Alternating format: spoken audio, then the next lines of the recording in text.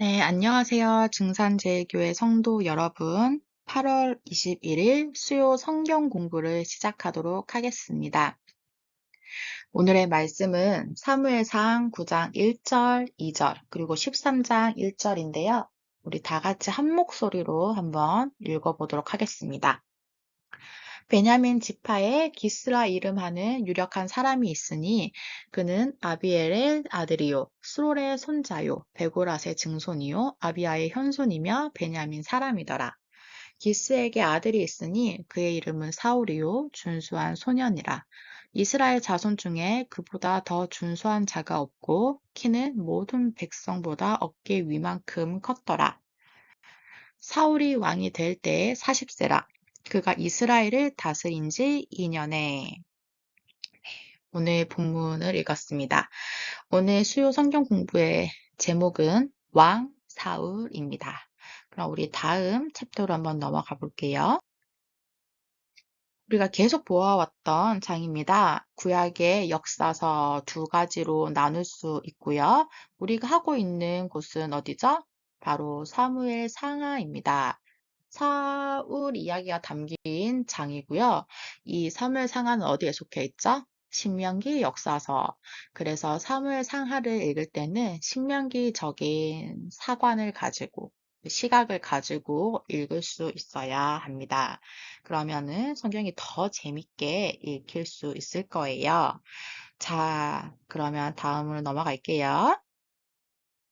자, 먼저 사울에 대해서 이야기하기 전에 먼저 성경은 왕이 다스리는 나라를 어떻게 보고 있는지 궁금하지 않나요? 사실 역사서 안에서 이스라엘 왕정에 대한 이야기는 많이 나타나고 있습니다. 그리고 실제로 왕정을 채택한 그 이스라엘이라는 나라에 대해서 계속 적혀 있기도 하죠. 그런데 왕이 나타나기 이전까지는 성경 안에서도 이 왕정을 찬성해야 되는지 반대해야 되는지를 계속 논의하고 있었던 것 같아요. 그래서 사무엘상 8장에서 12장 이 짧은 장들이지만 조금씩 읽어보면은 어떤 장에서는 왜 왕을 세워야 합니까? 우리는 하나님의 다스림을 받는 사람들입니다. 라고 이야기하고 있고요. 또 어떤 장에서는 그럼에도 불구하고 우린 세계에 발맞추어서 인간 왕을 채택해서 그의 다스림 아래 있어야 합니다. 라고 이야기를 하고 있습니다. 그래서 여기에 잘 보면은 결국에는 반왕조적인 사상으로 성경이 마무리되고 있지만 결국에는 누가 세워지죠? 맞습니다. 바로 왕이 세워지게 되죠. 한번 적어 볼게요. 그 첫 번째 왕은 바로 우리가 잘 알고 있는 사울이라는 사람입니다. 우리가 사울에 대해서는 사실 많은 정보를 얻을 순 없어요. 성경을 제외하고서는요. 그래서 성경 안에서 사울을 어떻게 보고 있느냐? 가장 먼저 중요한 게 바로 그가 베냐민 지파 출신이라는 점입니다. 이 사람 역시 다른 외부 민족에게서 온 사람이 아니라 이스라엘 자체 고유의 사람이라는 것을 이야기하고 있고요. 그리고 사실 사울은 군사적인 성공을 통해서 백성의 환호를 받고 있다는 것을 말해주고 있습니다. 음, 그 당시의 왕이라는 사람은, 그러니까 왕 이전의 사사도 결국에는 군사적인 그런 업적을 통해서 사사가 되고 했었잖아요. 사울 역시 비슷했던 것 같아요. 그래서 사울이 왕이 될 수밖에 없었던 수많은 이야기들을 이렇게 하나의 이야기를 우리는 전승이라고 말하는데 성경에는 그 사울 전승이 좀 여러 가지가 있어요. 근데 그 여러 가지를 다 이제 하나로 묶어서 살펴보면은 결국 사울 역시 하나님의 선택에 의해서 왕이 되었다는 것을 분명히 하고 있습니다. 그리고 이와 동시에 백성들의 동의가 이루어졌다는 것도 우리가 볼 수 있습니다. 그래서 사실 사울이 왕이 되었다는 것은 아주 탁월한 선택이었다는 것을 우리는 성경을 통해서 확인할 수가 있습니다. 그러나 잘 아시다시피 사울의 말로는 어떻게 됩니까? 사울의 아들들로 인하여서 이스라엘이라는 나라가 그 명맥을 유지하게 되나요? 그렇지 않죠. 자, 그렇다면은 저희가 이제 짧은 시간이지만은 어떻게 사울의 왕국은 지속될 수 없었는지에 대해서 한번 좀 짧게 살펴보도록 할게요. 먼저 이 사울은 베냐민 지파였다는 것이 굉장히 중요합니다. 저희가 사사기 마지막 장을 읽어보면은 기브아 사건이 나타나게 됩니다. 굉장히 잔인하고 어떻게 성경에 이렇게 극악무도한 사건이 되었을 수 있을까라는 생각이 들 만큼 읽기가 거북한 그런 사건인데요. 이 사건을 통하여서 결국에는 이스라엘의 다른 지파들 그리고 들이 모여서 베냐민 지파 하나와 전쟁을 벌이게 됩니다. 이것을 통해서 결국 베냐민 지파는 엄청난 타격을 입게 되죠. 그러니까 사울의 지파는, 그러니까 사울을 지지하고 있는 지파는 모든 다른 지파들의 충성을 얻을 수 있는 그런 강력한 지파가 아니었다는 것을, 거의 몰락해 가고 있는 지파였다는 것을 우리는 성경을 통해서 이미 사사기를 통해서 알 수가 있었습니다. 자, 그리고 제가 두 번째에 유다 지파와 에브라임 지파의 그런 대결 구도를 한번 넣어 보았는데요. 그럼 바로 지도를 하나 보여드릴게요. 이 이스라엘 지도이고요. 그 당시에 이스라엘은 지파 공동체로 이루어져 있잖아요. 여기 요 아래 지파도 있고요. 자, 이렇게 여러 가지 지파, 12개의 지파들이 있는데 이 지파들 중에서 우리가 특별히 살펴보아야 될 곳이 바로 이 가운데에 있는 지파예요. 자, 어떤 지파냐면요. 자, 동그라미를 한번 쳐볼게요. 이 빨간색 동그라미 보이시나요? 이걸 잘 살펴보면은 베냐민 지파라고 적혀 있습니다. 여기 보이시나요?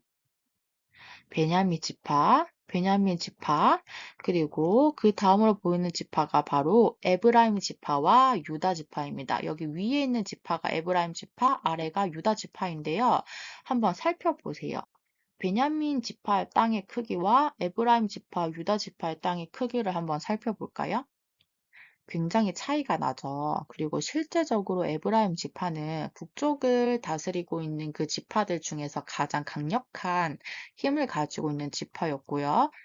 유다 지파는 말할 것도 없죠. 남쪽 전체를 다스리는 지파나 마찬가지였으니까요. 시므온 지파 역시 유다 지파 안에 소속되어 있었고, 이 단 지파는 에브라임 지파와 유다 지파의 그런 등살에 못 이겨서 결국 위로 올라가 사라져 버리는 그런 지파가 되었거든요. 자, 베냐민 지파의 위치를 보면은 이 강력한 두 지파 사이에서 어느 정도 완충제 역할을 해주는 그런 지파라고 볼 수가 있어요. 그래서 에브라임 지파와 유다 지파가 펑 하고 싸우지 못하도록 그 가운데 끼어서 약간 좀 새우등이 터지는 그런 지파였던 거죠. 자, 베냐민 지파가 어떤 지파인지 아시겠죠? 거의 전쟁으로 인해서 몰락의 길을 걸어가고 있으면서 동시에 강성한 두 지파 사이에 있었다는 점. 결국에는 베냐민 지파가 사울의 든든한 버팀목이 될 수 없었다는 점을 이야기해주고 있습니다. 자, 마지막으로 한번 볼 거는요. 결국에는 사울의 왕조가 지속성이 없었다는 것을 말해주고 있는데요. 가장 큰 이유 두 가지를 알려드리겠습니다. 사울은 하나님의 임명과 백성들의 동의를 얻을 수 있었던 가장 큰 이유가 사울 그 자체가 굉장히 뛰어난 무장이었기 때문입니다. 그래서 사울 초기의 이야기들을 살펴보면은 다른 그 외부의 침입에 맞서서 싸워서 승리하는 사울을 볼 수가 있는데 결국에는 이 블레셋이라는 나라가 말썽이었어요. 이 블레셋은 그 당시에 이스라엘 그 주위에 있는 모든 지역들 중에서도 철제 무기를 가장 빨리 흡수했던 것 같아요. 그래서 강력한 군사력을 가지고 있었거든요. 반면에 이스라엘은 아직 그 청동기 문화 속에 살고 있었어요. 그래서 블레셋과 싸웠을 때 어떻게 되었을까요? 이길 수 없었겠죠. 그러니까 이런 군사적인 성공을 통해서 왕이 되었는데 군사적인 실패가 일어나다 보니까는 결국에는 백성들의 환호를 잃을 수밖에 없었던 거죠. 중요한 또 두 번째는 바로 신명기 신학에 의해서입니다. 거룩한 전쟁의 원칙을 지키지 않았다고 보는데 또 사울은 아말렉과의 전투도 하게 되잖아요. 거기서 아말렉을 전쟁을 하게 되면은 모두 그 민족을 다 진멸해 버리라고 하는데 결국에는 이 요청을 받아들이지 않고 좋은 것을 이제 좀 얻어가는 모습을 보입니다. 그리고 이제 또 야외 그 당시의 전쟁은 각각의 신과 신의 전쟁이라고 볼 수 있는데 그 희생 제사를 집례를 해야 하는데 사무엘을 부르지 않고 그러니까 불렀는데 기다리지 않고 너무 급하니까 기다리지 않고 먼저 희생 제사를 치르게 되는 모습을 보입니다. 그리고 이 모든 것들이 어떤 거냐? 신명기 신학의 위배가 된 왕의 모습을 보여주고 있는 거예요. 그러니까 사무엘 상은 어느 그 역사서에 포함되어 있죠?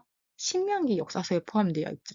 신명기 역사서는 신명기적인 서관을 가지고 읽어야 되고 또 그 안에서만이 이 본문의 내용을 더 잘 이해할 수가 있는데 사실 사울은 신명기 신학의 관점에서 그렇게 괜찮은 왕이 아니었던 거죠. 그러니까 결국에는 사후에 이렇게 설명을 할 수밖에 없는 내용이긴 하지만 사울의 몰락, 사울의 실패라는 것은 결국에는 그를 둘러싸고 있는 베냐민 지파의 너무 약한 모습과 무엇보다도 그가 신명기 사관에 의해서 바라볼 때 합당하지 않은 왕이라는 점이 그를 실패의 요소로 이끌었다고 볼 수 있을 것 같습니다.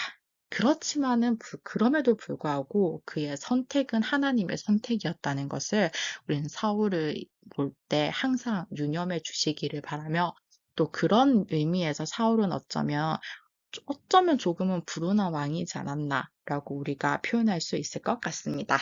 네. 8월 21일 수요 성경 공부의 시간은 이 시간까지 하도록 하겠고요.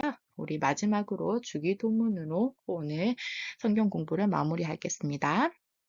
하늘에 계신 우리 아버지, 아버지의 이름을 거룩하게 하시며 아버지의 나라가 오게 하시며 아버지의 뜻이 하늘에서와 같이 땅에서도 이루어지게 하소서. 오늘 우리에게 일용할 양식을 주시고 우리가 우리에게 잘못한 사람을 용서하여 준 것 같이 우리 죄를 용서하여 주시고 우리를 시험에 빠지지 않게 하시고 악에서 구하소서. 나라와 권능과 영광이 영원히 아버지의 것입니다. 아멘.